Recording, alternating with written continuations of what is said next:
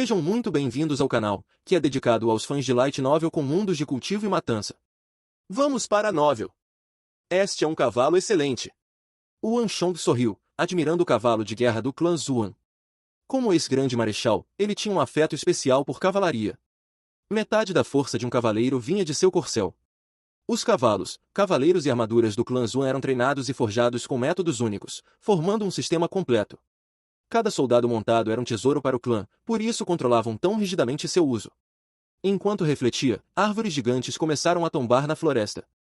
Algo afiado cortava a mata como se fosse manteiga. 3 troncos grossos caíram, revelando 2 homens blindados com alabardas enormes. Seus passos eram sincronizados, e seus olhos, afiados como lâminas. Os guardas de aço do clã Shi. Mesmo sem apresentação, o Wanshong os reconheceu. As alabardas de 90 centímetros do clã Shi eram famosas, lâminas espelhadas com dragões vermelhos gravados, capazes de cortar cavaleiro e montaria com um único golpe. Em batalha, eram armas de ruptura quase imparáveis. Jovem mestre. Os 2 homens acenaram levemente. Na hierarquia dos clãs, guerreiros como eles tinham um status elevado. Este é o Wanshong, neto do Duque Gil. Nos próximos dias, vocês o servirão. Zuan Zhenping e Shi Weizhi deram as ordens. Sim, jovem mestre. Ao ouvir o nome Duque Gil, os olhos dos 3 guerreiros brilharam com respeito. No Império Tang, o Duque Gil era uma figura reverenciada, tanto na corte quanto no exército. Jovem mestre, precisa de mais homens? Zuan Zhenping e Shi Weizhi ofereceram reforços, mas Wanshong recusou. 3 são suficientes. Ele não planejava um confronto direto. Além disso, o problema que enfrentava não seria resolvido com força bruta. Saia! Assim que os 2 jovens deixaram a floresta, o Wanshong parou abruptamente. Armaduras tilintaram, e os 3 guerreiros reagiram instantaneamente, armas em punho. Mas nada apareceu. Jovem mestre! Eles olharam para o Wanshong, confusos. Como peritos do reino do verdadeiro marcial, não detectaram nada. Como um guerreiro do reino da energia de origem como o Wanshong notaria algo que eles não viram? O Wanshong apenas sorriu. Sem aviso, uma silhueta pequena pulou de uma árvore acima deles. Cuidado! Ataque! Os 3 agiram. As alabardas giraram. A lança do cavaleiro estocou como um dragão enfurecido. Mas a figura pisou na ponta da alabarda, desviou da lança com a espada e aterrissou suavemente. Matem ela! Os 3, em choque, atacaram novamente. Parem! O Wanshong interveio. Miyazami Ayaka, vem aqui. A figura vestida de preto embainhou suas espadas e caminhou até ele. Ah, ela é aliada do jovem mestre. Os guerreiros baixaram as armas, mas um frio na espinha permaneceu. Aquela assassina era assustadoramente hábil. Algum problema? O Wanshong estudou Miyazami Ayaka. Após 2 meses fora, seus movimentos estavam mais refinados e letais. Tudo sob controle. Ela manteve o véu cobrindo o rosto. Lidei com alguns traidores pessoalmente. Seu olhar então pousou nos 3 guerreiros. Jovem mestre, estes são seus novos subordinados? O que acha deles? O Wanshong riu. Até que bons, mas lentos e desajeitados. Ela resmungou. Não são páreo para proteger o jovem mestre. Ousada! Os 3 guerreiros fervilharam de raiva. O Wanshong sorriu. Miyazami Ayaka estava claramente descontente com a presença deles. Eles são guerreiros de campo de batalha, não assassinos. Sua força é feita para o caos da guerra, não para duelos ágeis. Os 3 se acalmaram. Jovem mestre, para onde vamos agora? Miyazami Ayaka sabia que o Wanshong não sairia da montanha sem motivo. Siga-me e verá. Oeste da capital, próximo ao pavilhão Jade Caído.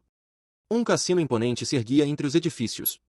No topo do telhado dourado, não havia um dragão, o símbolo tradicional das planícies centrais, mas um corvo de 3 pernas dourado. O grande cassino Paraíso Dourado. O Wanshong observava o local de uma taverna em frente, virando um copo de vinho. O corvo de 3 pernas, o símbolo da fé de Goguryeo. Isso não era segredo para ele, mas a maioria em Tang não sabia. Goguryeo ficava no nordeste distante, e suas fronteiras eram hermeticamente fechadas para estrangeiros, especialmente os de Tang. Enquanto isso, Tang era aberto. Mesmo para nações hostis, como Goguryeo, mercadores eram protegidos por lei. O camareiro das dependências até criou regulamentos para garantir seus direitos. Essa política permitia que Goguryeos vivessem pacificamente na capital, administrando cassinos, tavernas e estábulos. Mas isso não significava que Tang ignoraria atividades suspeitas. O Ministério da Guerra e o Ministério da Justiça investigavam os Goguryus há anos, com esquadrões de vigilância. Mas, no final, concluíram que eram apenas mercadores comuns. Mas eu sei a verdade. O Anshong estreitou os olhos. O grande cassino Paraíso Dourado era o coração da rede espiã Goguryu na capital. E ele estava prestes a atacá-lo. Todos estão em posição. O Anshong bateu levemente no pilar com o dedo. Prontos. Miyazami Ayaka, agora vestida com um chapéu de bambu preto e véu escuro, mantinha as mãos atrás das costas. Seus olhos gelados eram visíveis mesmo através do véu, assustadores como sempre. Nada podia esconder sua natureza de assassina. Certo. Diga a eles para observarem quem emitir um brilho branco mais tarde. Só terão um instante, então precisam prestar atenção. E sem agir sem minha ordem. O Anshong pegou uma taça de vinho da mesa e a estendeu a ela. Mas, jovem mestre, isto é território Goguryu. Estamos sentados abertamente em uma taverna deles. Miyazami Ayaka pegou a taça e a colocou de volta na mesa, sutilmente impedindo de beber. Se provocarmos os Goguryus, podemos não escapar. Sua voz era cheia de preocupação. Ela já enfrentará Goguryus antes, selvagens, dispostos a trocar feridas por mortes. Mais perigosos que assassinos. O Anshong riu. Quem disse que isto é território Goguryu? O solo sob os pés do Filho do Céu pertence às planícies centrais. Desde quando Goguryus mandam aqui? Seu tom era cortante como lâmina. Os 3 guerreiros do clã Zuan Shi estremeceram. Até Miyazami Ayaka congelou por um instante. A aura de Yuan Shong agora era imperiosa, como um general no campo de batalha. Mas não temos provas. Não podemos ligar os Goguryus que atacaram com Vu a esses aqui. Se agirmos sem cuidado, o camareiro das dependências pode retaliar. Miyazami Ayaka sabia o que o Anshong planejava. Ele quase morrera no pico do Tigre Branco. Ninguém ficaria impassível após isso. Mas os Goguryus no oeste da cidade pareciam apenas mercadores comuns. Provas? Claro que tenho. O Anshong sorriu, um brilho glacial em seus olhos. O Departamento de Pessoal Militar e o Departamento de Punições vigiaram os Goguryus por décadas sem encontrar nada. Mas o Anshong sabia que estavam procurando no lugar errado. Os assassinos não trabalhavam nas tavernas, eles se misturavam entre os clientes. Goguryus que dominassem o idioma Han poderiam passar despercebidos. Comecem agora. Miyazami Ayaka hesitou, mas acenou. O Anshong levantou-se e foi até a varanda. Inocentes ou culpados, isto revelará. Ele pisou no chão, e uma onda quase invisível se espalhou. Aura do flagelo do campo de batalha, ativada. Por um momento, nada aconteceu. Errei.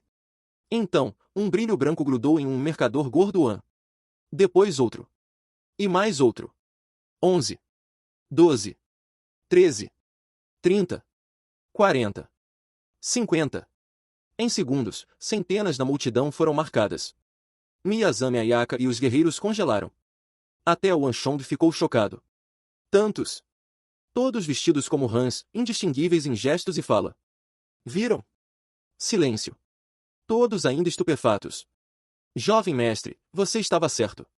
Miyazami Ayaka respirou fundo, mas sua voz tremeu. Eram demais.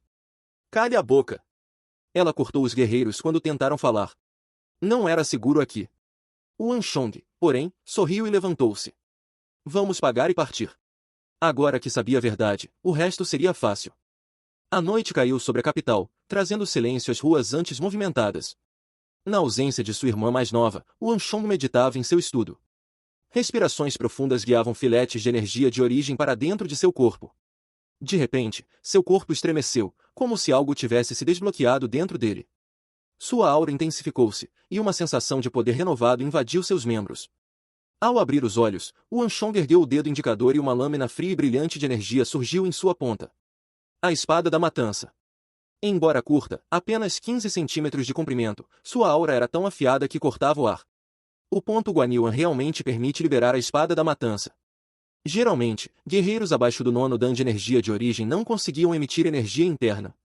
Mas o Anshong conhecia um truque. Abrindo o ponto Guanyuan oculto, podia liberar energia por meridianos específicos. A desvantagem? Só funcionava nos meridianos próximos ao Guanyuan, no caso dele, apenas pelo dedo indicador. Mas mesmo isso seria útil em certas situações.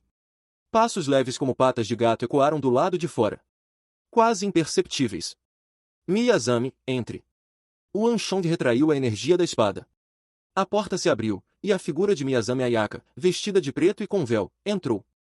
Jovem mestre, encontramos a base deles. Ela foi direto ao ponto. O Anshong ergueu o rosto abruptamente, seus olhos fixos nela. Sudeste da capital, perto das muralhas da cidade. Uma residência isolada escondia-se entre árvores frondosas. Locais assim eram comuns para mercadores ricos construírem retiros privados. É aqui que você os rastreou. Escondido na copa de uma árvore, o Anshong observava velas acesas no pátio e sombras se movendo. Poucas pessoas, mas vigilância rigorosa, sentinelas abertas e ocultas por toda parte. Sim. Alguns dos que rastreamos vieram para cá.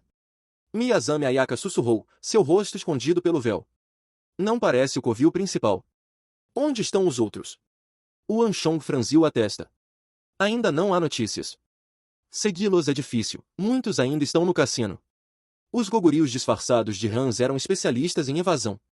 Conheciam a capital melhor que nativos. Eles haviam criado um sistema completo. Mercadores gogurios administravam cassinos e tavernas. Assassinos, soldados, se passavam por mercadores, guarda-costas e turistas Hans. Miyazami Ayaka ficará chocada ao perceber. Quem suspeitaria dos clientes Han? Foi assim que os gogurios enganaram o império por décadas.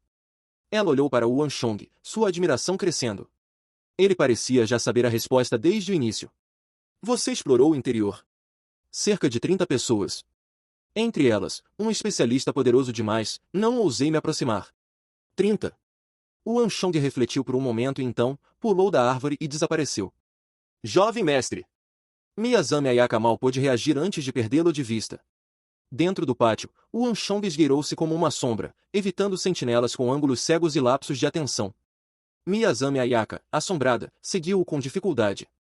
Em 7 a 8 respirações, o Anshong já estava no coração do pátio, escondido atrás de um monte artificial. Os gogurios, sem apreço por Jardim Zan, o tinham abandonado, tornando-o a cobertura perfeita. O Anshong examinou o pátio. Pilares com desenhos de chamas vermelhas. Papel de janela com uma criança vermelha. Portas com um emblema de aljava e flechas.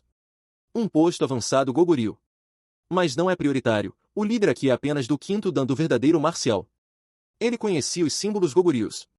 Chamas representavam o sol. A criança vermelha era a forma humana do corvo de 3 pernas. Aljava e flechas indicavam hierarquia, quanto mais flechas, mais importante o posto. Mas também significava uma coisa. Um atirador condor gogurio estava aqui. Mais temíveis que os arqueiros turcos, os atiradores condor eram armas de precisão mortais. Em uma emboscada, 40 a 50 flechas poderiam dizimar um grupo inteiro. O Anshong sentiu um frio na espinha. Se Miyazami Ayaka tivesse atacado sem entender os símbolos, as consequências seriam desastrosas. Esses gogurios têm audácia. Mandaram um atirador condor para cá, tratam este lugar como seu quartel-general. Nenhum outro reino, nem Tsang, nem Shizao ou os turcos, ousaram infiltrar tão profundamente. Os gogurios não eram mercenários. Eram soldados de seu império, infiltrados no coração de Tang. Se até um atirador condor estava aqui, quão profunda era a sua rede? Preciso arrancá-los pela raiz. Esses gogurios eram uma ameaça invisível, capazes de assassinato, sabotagem, espionagem. Foi esse grupo que, no futuro, causaria a derrota de Tang na guerra contra Goguryeo. E o Anshong não permitiria que isso acontecesse de novo. Fim dos capítulos do 235 ao 237. É isso, pessoal. Se gostou daquele like, deixe seu comentário e compartilhe. Vamos ficando por aqui. Até a próxima, e tchau!